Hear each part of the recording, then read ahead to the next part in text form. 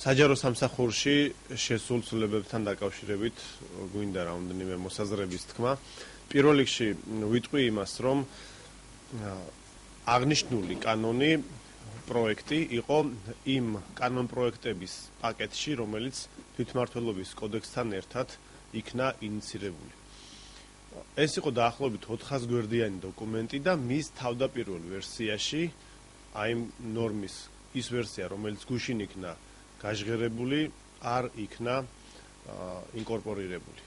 როგორც ჩვენ გავარკვიეთ, პლენარული სესიის მეორე მოსმენის დროს იქნა ინიცირებული ის ვერსია, რაზეც გუშინ იყო საუბარი და შესაბამისად საზოგადოების ჩართულობა აი ამ მნიშვნელოვან საკითხში ფაქტიურად არ არსებობდა.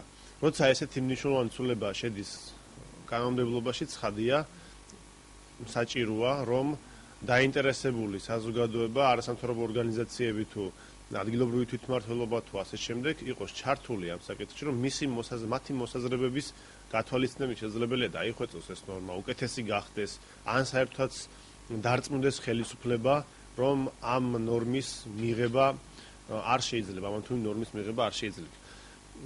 ან პირველ რიგში ჩვენი პრეტენზიები ისევ და ისევ პროცესთან მიმართებაში არსებობს, რომ ასეთი ნორმის, ასეთი მნიშვნელოვანი ცვლილების განხორციელება ესე ფაქტიურად შეპარებით თავდაპირველ პაკეტში არ არის და მეორე მოსმენაზე იმ მომენტში შეტანა, როცა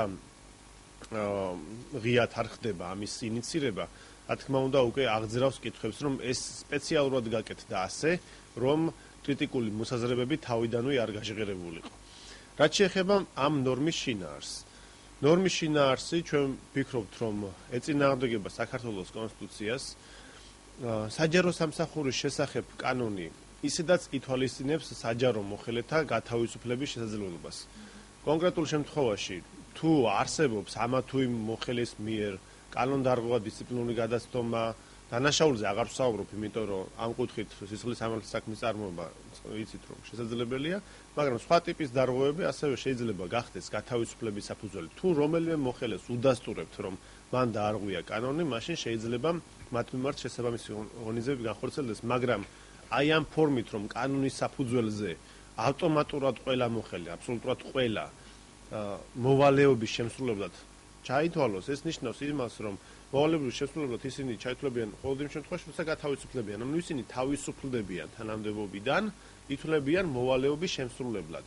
და რა თქმა უნდა, მათ ექნებათ კონკურსში მონაწილეობის უფლება და კარგია, რომ კონკურსით მოხდება მერე შერჩევა კადრების, მაგრამ აქ არის მნიშვნელოვანი მაგრამ, რა შუაშია კონკურსი იმ მოხელეთა მიმართ, რომელთაც ასევე კონკურსი აქვს გავლილი, ხო? კონკურსის გავლის შემდეგ მოხელის თანამდებობაზე დანიშვნა ვადით არ არის შემოსაზღვრული, ამას მინდა ხაზი გაუსვა. ეს არ არის დამოკიდებული საარჩევნო ციკლზე, საპარლამენტო არჩევნებზე ან ადგილობრივი თვითმმართველობის არჩევნებზე. კანონის იდეა არის ის, რომ მიუხედავად იმისა, რომ არჩევნების დროს შეიძლება შეიცვალოს ხელისუფლება, იქ დასაქმებულმა ადამიანებმა სასურველია, უმჯობესია და უკეთესია, რომ გააგრძელონ მუშაობა, რათა ეს ადამიანები, რომლებსაც აქვთ წლების განმავლობაში დაგროვებული გამოცდილება, უკეთ გაართმევენ თავს დაკისრებული ფუნქციებისა და მოვალეობის შესრულებას. კიდევ ერთხელ ვამბობ, თუ არსებობს კითხვები, რომ მოქმედი სტაფი არასრულებდა დაკისრებული მოვალე, რამე პოლიტიკური ნიშნით მოქმედებდა არ ღვდა კანონს, კანონი ისედაც იცავს და იცნობს მათი გათავისუფლების საფუძვლებს და ამ ფორმით გათავისუფლება არის მიუღებელი. ჩვენ გეგმავთ იმას, რომ შევიტანოთ საკონსტიტუციო სარჩელი, მანამდე სანამ ეს ნორმა ამოქმედდება, ამის გაკეთება უკვე საკონსტიტუციო სასამართლოს დადგენილი პრაქტიკის თანახმად არ შეიძლება, ანუ როგორც იცით, ეს ნორმა ჯერ არ ამოქმედებულა, ის ამოქმედება ადგილობრივი თვითმმართველობის არჩევნების შემდეგ, ხოლო ასამოქმედებელი ნორმის საკონსტიტუციო სასამართლოში გასაჩივრება ფაქტურად უკვე დადგენილი პრაქტიკა აქვს სასამართლოს, რომ ასამოქმედებელი ნორმის არაკონსტიტუციურობაზე არ მსჯელობს. ამიტომ ჩვენ პირველ რიგში, რა თქმა უნდა, მოუწოდებთ პარლამენტს, რომ შეცვალოს ეს ცალსახად არასწორი არაკონსტიტუციური ნორმა და იმ შემთხვევაში, თუ ეს ნორმა არ შეიცვლება, ჩვენ შევიტანთ საკონსტიტუციო სარჩელს და მოვითხოთ მის ძალადაკარგულად ცნობას. კი, ანუ გამზადდება საკონსტიტუციო სარჩელი და როგორც კი ამოქმედდება, მეორე, მესამე დღეს შევიტან ჩვენ საკონსტიტუციო სარჩელს.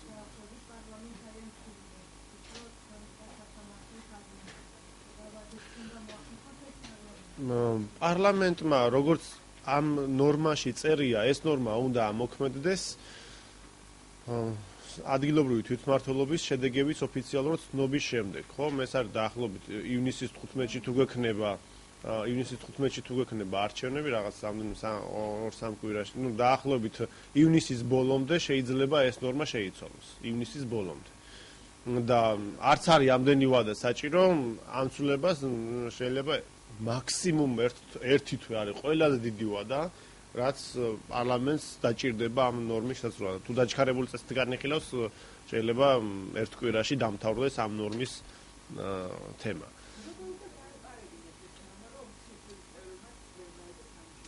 ხო, ეს არის საინტერესო კითხვა. არ ვიცი ეს უმცირესობის წევრებმა რატო ვერ გაიგეს ამის შესახებ. შესაძლებელია კიდევ ერთხელ ვამბობ, ეს დოკუმენტი, რომელიც 400 გვერდიანი დოკუმენტი იყო, ხა რთულია, რომ თითოეული გვერდზე არსებულ ჩანაწერს დეტალურად მიაქციო ყურადღება და რაც თავარია განსაზღვრო მისი უარყოფითი მხარეები და ასე შემდეგ. შეიძლება ესე მოხდა, ყველა ნორმის დეტალურ განხილვას შეიძლება ვერ გაწვდა უმცირესობა, ზოგადად პარლამენტარები და მოხდა ის, რაც მოხდა. არ ვიცი, მე მიზეზების ახსნა გამიჭირდება ალბათ.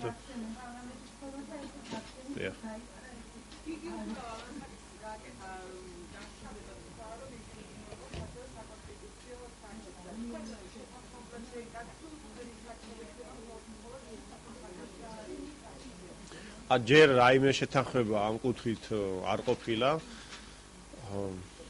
არ ვიცი, შეიძლება შევიდეს რამოდენიმე საკონსტიტუციო სარჩელი, ჩვენ ვფიქრობთ დამოუკიდებლად ამ სარჩელის შეტანაზე, თუმცა არც ის არის ჩვენთვის კატეგორიულად მიუღებელი, რომ რომელიმე პირთან ერთად შევიტანოთ სარჩელი. ჩვენთვის გვარს და სახელს არ აქვს მნიშვნელობა, ჩვენთვის მთავარია პრინციპი, რომ ეს პრინციპი არის ეს პრინციპი ეწინააღმდეგება კონსტიტუციას, რა პრინციპიც ასახულია ამ ნორმაში და ამიტომ ვისი სახელით შევა სარჩელი ჩვენთვის ამას გადამწყვეტი მნიშვნელობა არ აქვს. დიახ.